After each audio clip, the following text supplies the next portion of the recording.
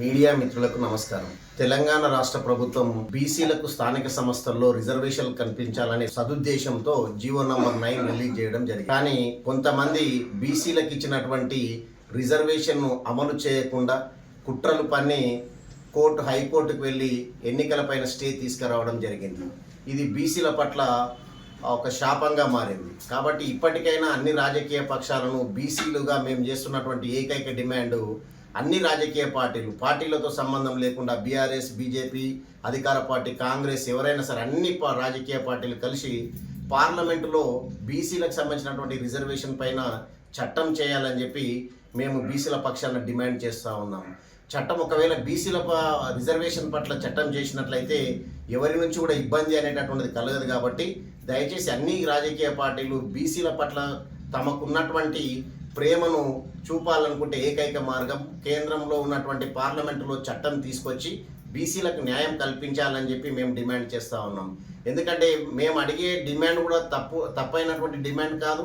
మేము ఒకటే అడుగుతున్నాం, మా జనాభా ప్రాతిపదికన మాకు రావాల్సినటువంటి హక్కునే మేము కోరుతున్నాం. కాబట్టి జనాభాలో మేము ఎంతున్నామో ఆ జనాభా దామాష ప్రకారమే స్థానిక సంస్థల్లో మేము ఉన్నటువంటిది 60%. రీసెంట్గా మన తెలంగాణ ప్రభుత్వం చేసినటువంటి జనాభా లెక్కల ప్రకారం 60% జనాభా ఉన్నటువంటి మాకు ఈరోజు 42% రిజర్వేషన్ కల్పించినందుకు మేము ఎంతో మాకందరికి సంతోషం కలిగింది. కానీ ఆ సంతోషాన్ని ఎక్కువసేపు ఉండకుండా ఎంబడి ఆ సంతోషాన్ని నీళ్లుగార్చినటువంటి మిత్రులందరికీ మరొకసారి విన్నపం, దయచేసి మాకు కల్పించినటువంటి, ఎందుకంటే బీసీలు అనగా బీసీ సంఘాల్లో 135 కులాలు ఉన్నటువంటి బీసీలము. ఈ 135 కులాల్లో మాకందరికంటే మా జనాభా ప్రకారం కనీసం 42% రిజర్వేషన్ ఇస్తే రాజకీయంగా ఎదగడానికి ఒక మంచి అవకాశం అనేటటువంటిది మా బీసీలకు దొరుకుతుంది. అలాంటి అవకాశాన్ని మాకు దొరకకుండా చేసినటువంటి మిత్రులు ఎవరైతే కోర్టుకెళ్ళి స్టే తీసుకురావడం జరిగిందో ఒకసారి మీరు దయచేసి ఆలోచించండి.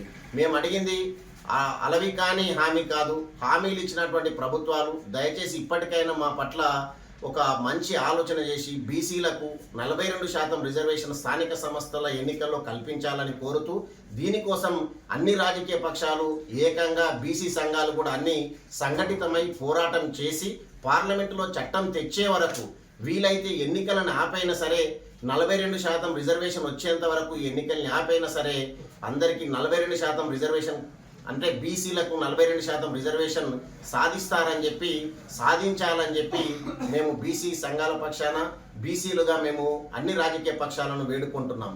కాబట్టి మా హక్కుని ఎవరు కూడా కాలరాయొద్దని చెప్పి మాకు అందరూ సహకరించాలని చెప్పి కోరుతూ జై బీసీ, జై జై బీసీ.